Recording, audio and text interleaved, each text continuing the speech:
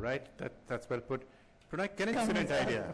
Yeah, we should be standing. If you are to, the comment is, if you sit for 2 hours, it's like smoking a pack of cigarettes. And if you're in a flight for 8 hours, which he's been, it's like smoking a carton of cigarettes. Are you serious? Yeah. Is it that bad? Is it also true that you burn 1 calorie a minute by just standing?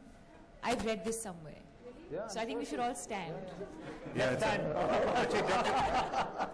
that's it. Let me get you in on a couple of these rather interesting points that are being made. A, if these are active professions, I mean, a policeman is standing, he's walking, he's out there all the time. Why then are so many of them having cardiac problems? No, see, because...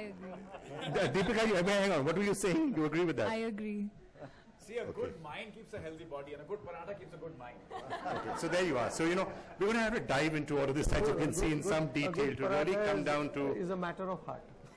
So, we've all agreed that we should exercise. The rest of it we probably still need. Military is taught thoroughly, extensively, continuously, with lot of conviction that one can prevent diseases from attacking an individual by the changes in lifestyle, by changing small things in life, and by making sure that small positive health messages are propagated through communicable diseases or anything else in health.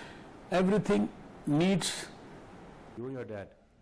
Dad. No, I think we're all four of us. Not the problem. Dads are the answer. No, yeah. All four of us are very, very health conscious. And I think, of course, it stems from Dad being an athlete and the fact that from a very young age, they encouraged us to go out, play downstairs in the building every day, cycle, play cricket with the boys, just get out of the house. I think we don't do that enough now with our kids. But another thing that I realize now is that sports was a very, very important part of my curriculum. We had sports day, and 1 hour of sports was a must in our entire 8 hours or whatever that we were in school. I don't see that happening now, and I know that you guys have you all had another initiative about sports awareness and including that as part of, our school routine. And I think that again is something that, I mean, I've grown up, so if I ever have some time, I'm going to, I'll go and play a game of badminton or go for a swim.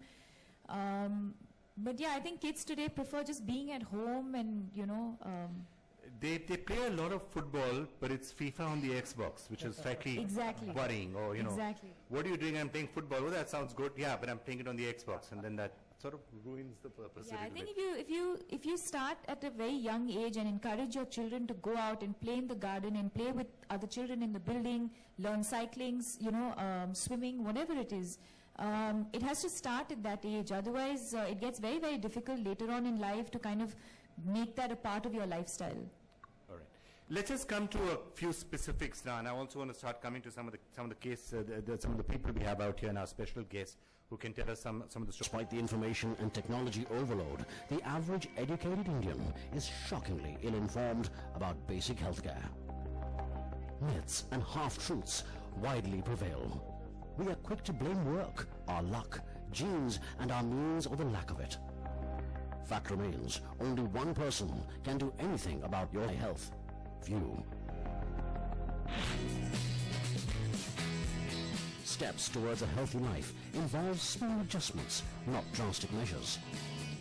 At least half an hour of exercise a day to relieve stress. Small 5 to 6 meals, heavy on fruit, and 8 hours of timely sleep.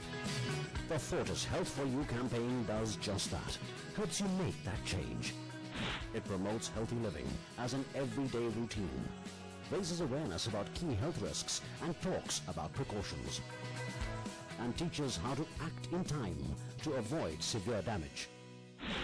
One focus area is CPR training for you and me, a life-saving technique used in a situation in which someone's breathing has stopped. Critically, the campaign creates a channel for emotional support. If you or your loved one is suffering... I was just going to say, I'd like to learn I'd like to learn. Shivinder volunteers. When I come back to Bangalore. Okay, done. In fact, you could be the biggest messenger for this. It's so simple to transfer across that it has a multiplier effect. Absolutely. I would love to. We're going to hold you that. We're going to get you to learn this, and then that Yes, becomes. please, I want to. All right. I want course to I want. add a mindset issue to this as well, because like Sir was saying, CPR sounds and people believe it to be something that a professional is supposed to do. So like he said, ward boys and stuff like that in a hospital. The point is, if citizens understand that a citizen is trained and can do it, it's a life skill. It's not a clinical skill. It's not a technical skill. It actually goes a long way. So I think one of the things that we should encourage through this program is for people to understand that a CPR can be done by any individual. It's not a doctor or somebody like that, or a policeman. So I would say, first aid is seen differently. I would actually call it citizen aid more than first aid. That every citizen must know how to aid another citizen. And actually coin a citizen aid as a term to say every citizen. I thought these days, Prannoy, it was more the media than the police. Sometimes we need to also. So I guess, are you going to be learning the CPR as well? Absolutely. Just after this, we're all going to learn. So that's a simple sort of a thing which everybody should learn. Each and every one of you should learn what to do if somebody suddenly has a heart attack or collapses in front of you. It's not that difficult to learn. And if you do it, you can save lives, perhaps including in your own family. Can I just say that the motto should be, let's make India heart safe. That's what it is. Let's make Mumbai heart safe. Let's make Delhi heart safe. Let's make India heart safe.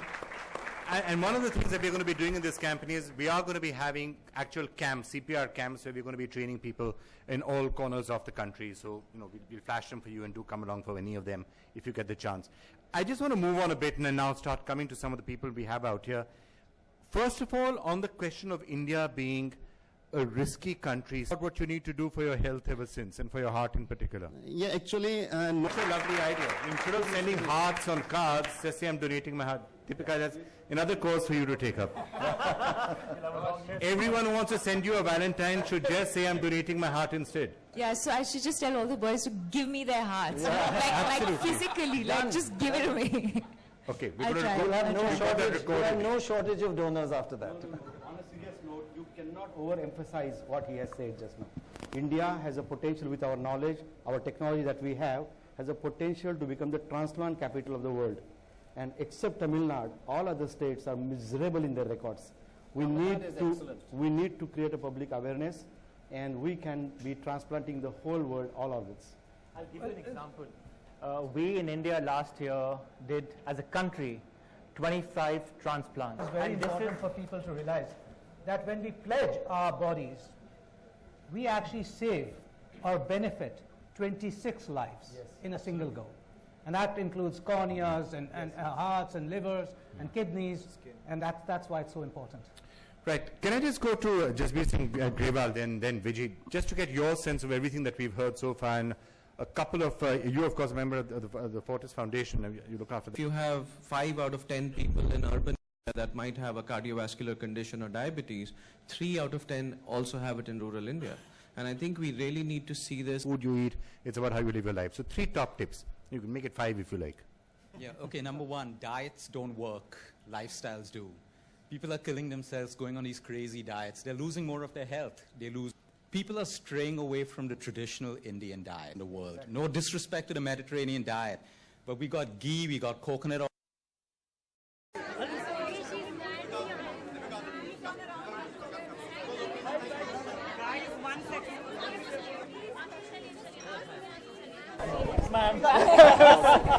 Okay, done. हो गया भैया. No, not, please. Sorry.